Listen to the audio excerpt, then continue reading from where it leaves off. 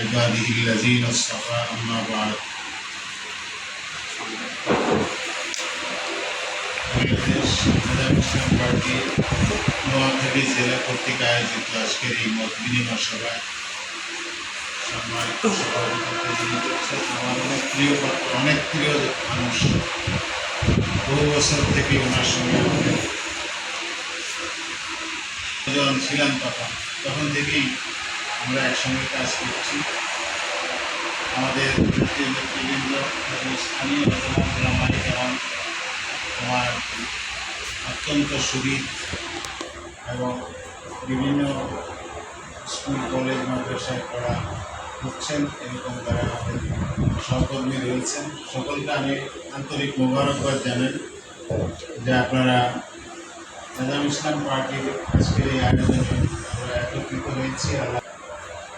অল্প অল্প করে সবাই আলাদা ভিন্ন ভিন্ন আঙ্গিকে কথা বলেছেন এবং প্রত্যেকটা কথাই আমাদের জন্য অত্যন্ত জরুরি ছিল। বিশেষ করে আমাদের ডাক্তার স্যার আমার দরকার, উনি আজাদ ইসলাম পার্টির যে ইতিহাস ঐতিহ্য এবং সুন্দরভাবে উনি উপস্থাপন করেছেন।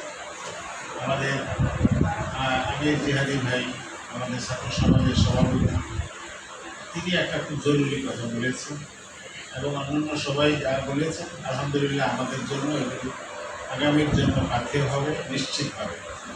তো আমি লম্বা কথা বলার সুযোগ তো নেই। আমি নিজে একজন অরাজনৈতিক ব্যক্তি, হেফাজতে ইসলামের সঙ্গে শুরু থেকেই ছিলাম, আছি। ঢাকা মহানগর সভাপতির দায়িত্ব আমি পালন করেছি 3 বছর। সব ঠিক আছে, কিন্তু আমি ব্যক্তিগতভাবে খুব ভালো রাজনীতিবিদ মানুষ। এটা আমার কোনো ইনকেসারি বা আমার বিনয় প্রকাশ করা এমন না, এটাই বাস্তব এবং এটাই সত্য। 1980 সময়ে হযরত হাফিজ হুজুর রহমতুল্লাহ আলাইহির খেলাফত আন্দোলন এবং খেলাফত আন্দোলনের যে জোয়ার, এই জোয়ার যখন কিছুটা স্তিমিত হয় তখন মন খারাপ হয়ে যাওয়ার কারণে আর সক্রিয় রাজনীতির সঙ্গে তেমন একটা জড়িত হইনি। বাস এভাবেই ছিলাম 20 বছর পর্যন্ত। আজাদ ইসলাম পার্টির নায়েবে সদর 25 বছর ছিলাম। যতটুকু সম্ভব পিছনে থেকে সহযোগিতা করা, এটা আমি করেছি আলহামদুলিল্লাহ, আন্তরিকতা ছিল। কিন্তু এই শেষ সময়ে এসে আমারও যখন প্রায় শেষ সময়, মানুষের 65 যখন পার হয়ে যায় তখন তার কয়েকদিনের আশা করা যায়, তখন একটা আফসোস মনের ভিতরে আমার জাগ্রত হয় যে আসলে এই হায়াতটাকে এভাবেই শেষ করে দিলাম। যে এত লম্বা একটা হায়াত পেয়েছি, কিন্তু এই জাতির জন্য, এই উম্মতের জন্য যে অনেক কিছু করণীয় ছিল, করার ছিল, কিছুই তো করতে পারিনি। এই যে একটা মর্মবেদনা, এই যে একটা ব্যথা, এই ব্যথাটা আমাকে বেশ কয়েক বছর পর্যন্ত অনেক বেশি পীড়া দিচ্ছিল। তো পরিশেষে আমাদের আজাদ ইসলামের মোহতারাম আমির হযরত মাওলানা সরওয়ার কামাল আজিজ স্যার রহমতুল্লাহ আলাইহি, উনি একদিন আমাকে ফোন করেছেন। দীর্ঘ প্রায় 30 মিনিটের মতো কথা বলেছি। তো উনি আমাকে বললেন যে হুজুর, আপনি এগিয়ে আসেন। তো ওনার এই আগ্রহ এবং ওনার এই নির্দেশনা সামনে রেখে আমি কিছুটা সক্রিয়ভাবে আপনাদের সঙ্গে এসেছি, আমি থেকেছি। কিন্তু আমি কখনো এটা কল্পনাও করি নাই বা আমি আকাঙ্ক্ষাও করিনি যে আমাকে এইরকম একটা আমিরের পর্যায়ে আমাকে বসিয়ে দেওয়া হবে, এটা আমি কখনো আশা করিনি। তো আমাদের ভাইয়েরা, ওনারা কী মনে করেছেন, আমার প্রতি হয়তো ভালো ধারণা রাখেন, সেই হিসেবে আমাকে ওনারা আমির হিসেবে প্রথমে নির্বাহী সভাপতি হিসেবে ওনারা ঘোষণা দিয়েছেন। ওনারা ঘোষণা দেওয়ার 15 দিনের মাথায় আমাদের আমিরের নিজাম হযরত মাওলানা সরওয়ার কামাল আজিজ সাহেব রহমতুল্লাহ আলাইহি ইন্তেকাল করেছেন। ওই ইন্তেকালের পরে জানাজার আগে মজলিসে শুরার মিটিংয়ে ওনারা সিদ্ধান্ত নিয়ে জানাজার আগেই ওনারা আমাকে ভারপ্রাপ্ত হিসেবে ঘোষণা করেছেন, যেটার যোগ্যতা কোনোভাবেই আমি রাখিনি। তারপরেও যেহেতু এখন অনেক বড়রা আমাদেরকে, ওনারা চলে গেছেন, এখন টিম করে জ্বলাই যে আমরা প্রজাপতির আলোর মতো, আমরাই এখন নিজেদেরকে চাঁদ মনে করি, এরকম একটা ব্যাপার যে গড়ে না জানে কিতনে চিরাগোं को मिल गई शोहरत, न जाने कितने चिरागों को मिल गई शोहरत एक आफ्ताब के डूब जाने से। এক হাটাজারির হযরতের চলে যাওয়ার কারণে এখন কত চিরাগ মানে উদ্ভাসিত হয়েছে। তো ওই অবস্থার আমরা একজন, তবু আমাদেরকে হীনমন্যতায় গেলে তো চলবে না।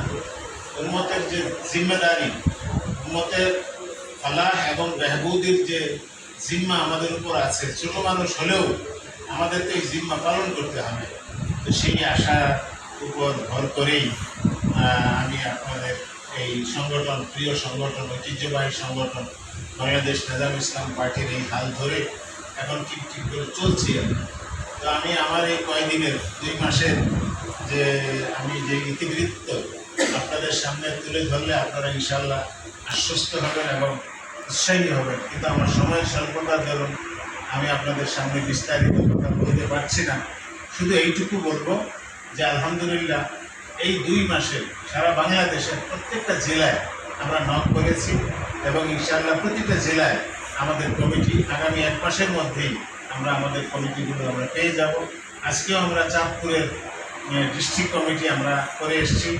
আমাদের আগামীকালকে আমি খুলনায় যাব, খুলনা বাগেরহাট কমিটি হবে এবং আগামী কয়েকদিনের মধ্যেই নড়াইল, যশোর এবং আপনার সাতক্ষীরা এবং মাগুরা, এই 4টা জেলার কমিটি প্রায় সমাপ্তির পথে।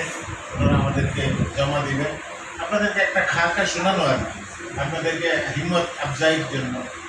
এবং উত্তরবঙ্গের সফর আমাদের মহাসচিব মহোদয় এবং আমাদের মৌলানা আব্দুল মাজেদ আজহারি সাহেব। আমি একটা কথা আপনার সঙ্গে অফলাইনে বলা উচিত, তারপরেও বলি যে আমাদের যিনি মহাসচিব, বিশ্বাস করবেন কিনা জানেন, আমি তো ঢাকায় প্রায় 60 বছর থাকি।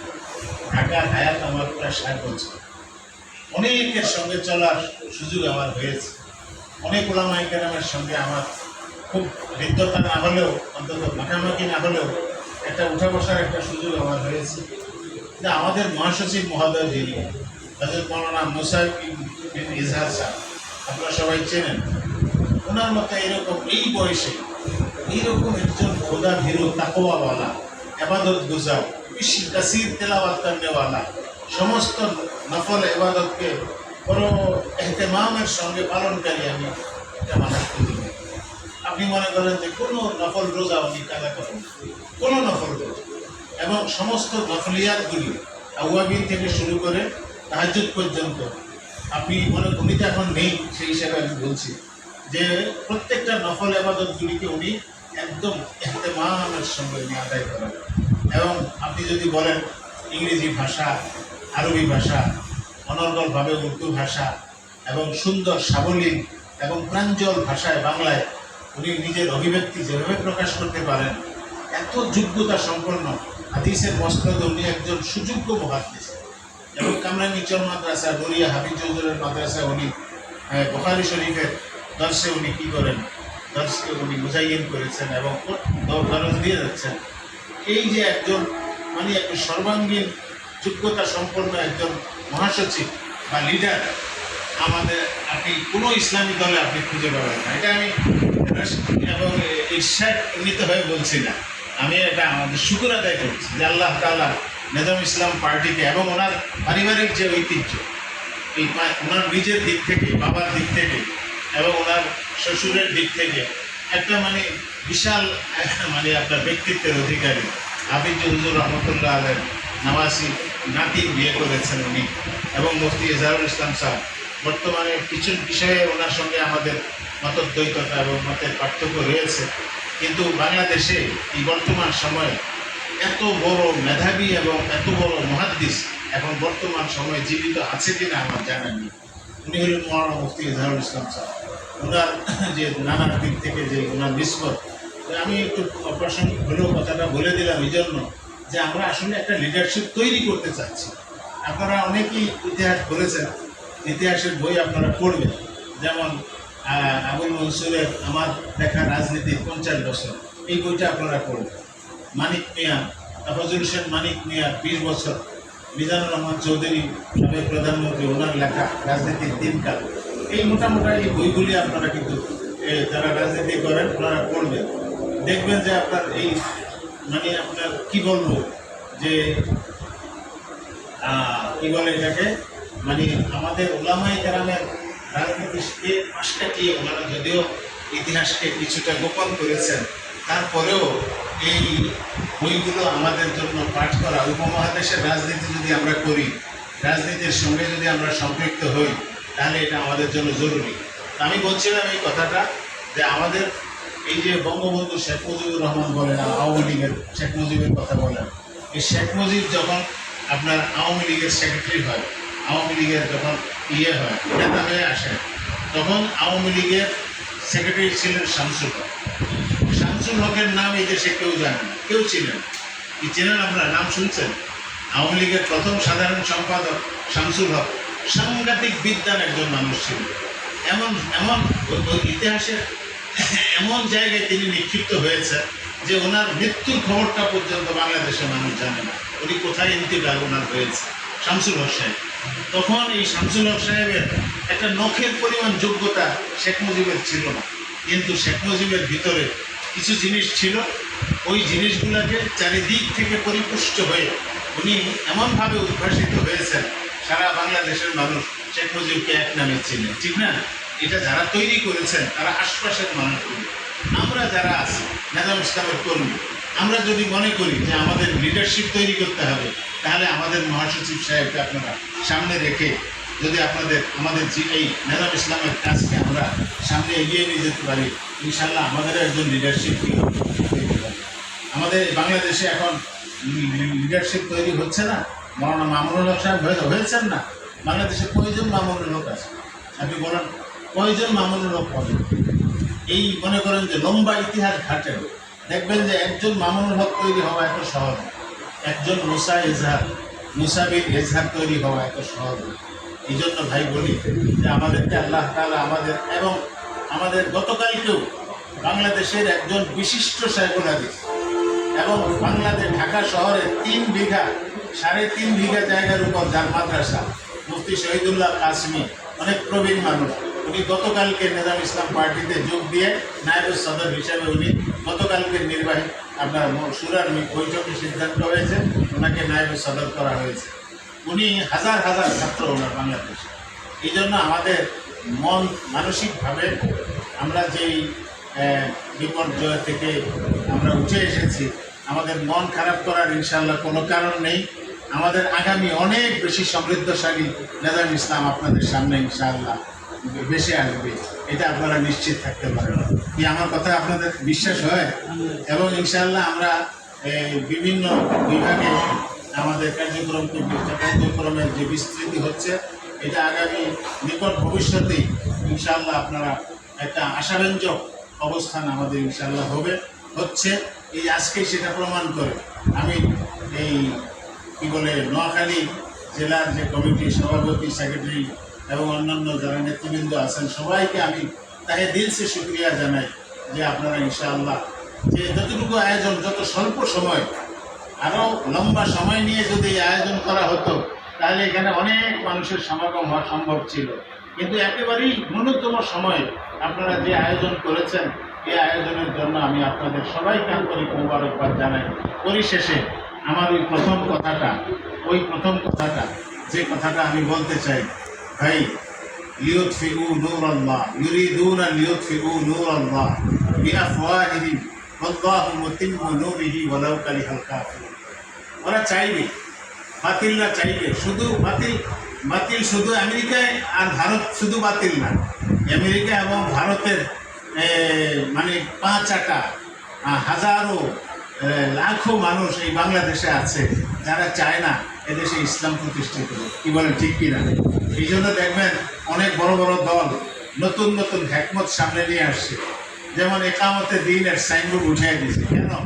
মানুষকে বোঝানোর জন্য যে না, আমরা এই গণতান্ত্রিক সিস্টেমে আমরা দেশ শাসন করতে চাই, কিন্তু আমরা আমাদের এই দেশ আমরা ধরতে চাই না। আমরা আমাদের মৌলিকত্ব ঠিক রেখে বুনিয়াদ ঠিক রেখে আমরা আমাদের কাজ একচুল, ওই যে আমার ভাই বলেছেন আইন কুসুদ্দিন বা আনা হাই, দিনের মধ্যে সামান্য নকশ তৈরি হবে, পয়দা হবে, আর আমি জীবিত থাকবো, এটা তো হতে পারে না। তো ভাই, আপনারা এই ব্যাপারে আপনারা সম্পূর্ণ নিশ্চিত থাকেন যে আল্লাহ তাআলা কখনো ইসলামকে, দিনকে, মুসলমানদেরকে মিটিয়ে দেবেন না ইনশাআল্লাহ।